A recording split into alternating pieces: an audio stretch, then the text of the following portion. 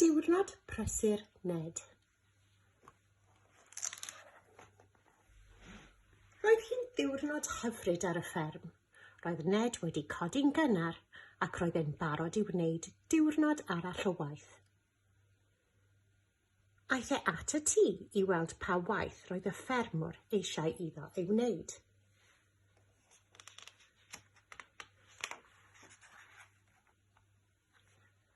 Pan gyrraeddodd e'r tŷ, doedd y ffermwr ddim yno. Yna gwelodd e'n nodyn. Anwyl Ned. Wedi mynd i lan y môr am y dydd.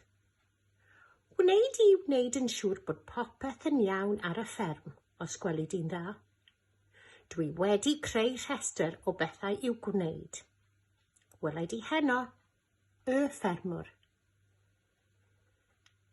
Roedd y ffermwr wedi gadael rhestr hir gyda'r nodyn. Pethau i'w gwneud. Stacio'r gwair, palu'r cae tatws, godro'r fuwch, casglu'r wyau, casglu afalau, lemons, mefus, ceirios a mafon glas, malu'r yd, cneifio'r defaid, gwasgu'r caws, rhoi dŵr i'r blod fresych, codi, tatws, winwns, moron, panas, casglu pys, tomatos, tynnu'r bresych,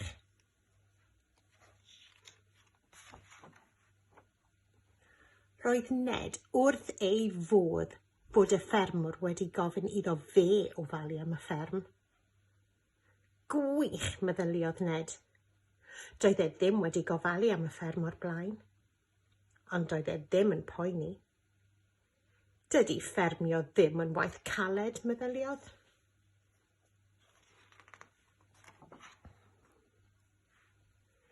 Pan ddywedodd Ned wrth yr anifeiliaid eraill am y tasgiau oedd ar y rhestr, doedden nhw ddim yn rhy hapus. Roedd pawb yn gwneud esgusodion a rhedon nhw i ffwrdd i chwarae yn yr haul.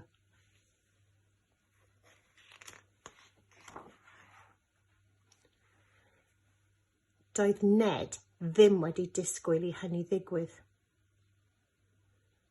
Does dim angen eu help nhw arna i beth bynnag, meddai Ned yn siomedig, ac aeth i'r sgubor i ddechrau ar ei waith.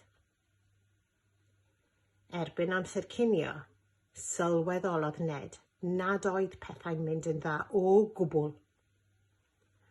Dydy hyn ddim yn deg. Pam ddylwn ni wneud yr holl waith, cwynodd Ned. Yn enwedig ar ddiwrnod mor braf. Yna, cafodd e syniad.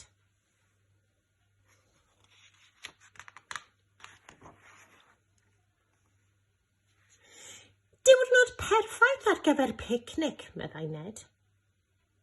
Trienni nad oes dim bwyd gyda ni i'w rhoi yn y fasged, dywedodd e. Ond mae yma fwyd, meddai'r mochyn. O, rwyt ti'n wirion, Ned, meddai'r gafr. Mae llawer o fwyd blasus ar y fferm, meddai'r buwch. Fe wna i gasglu mefus, meddai'r hwyaden. A fe wna i gasglu wyau, meddai'r iar. Gwych, atebodd Ned. Roedd ei gynllun yn dechrau gweithio.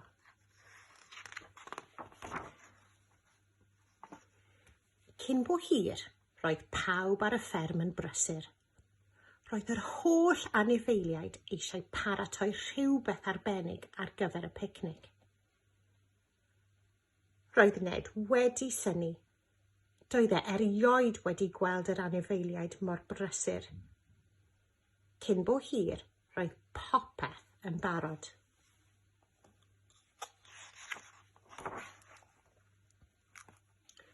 Am wledd. Roedd yna gawl llysiau, brechdannau caws a tomato, a ffowlen fawr o salad tatws. Ysgytlaeth mefus, crempogau mafon glas, a tharten geirios gyda hufen iâ blasus.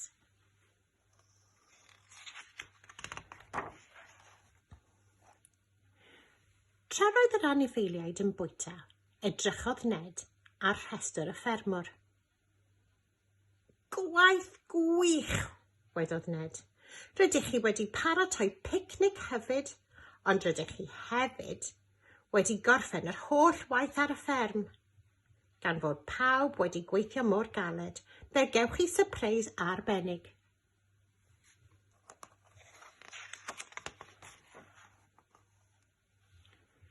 Reid ar y tractor, dywedodd Ned.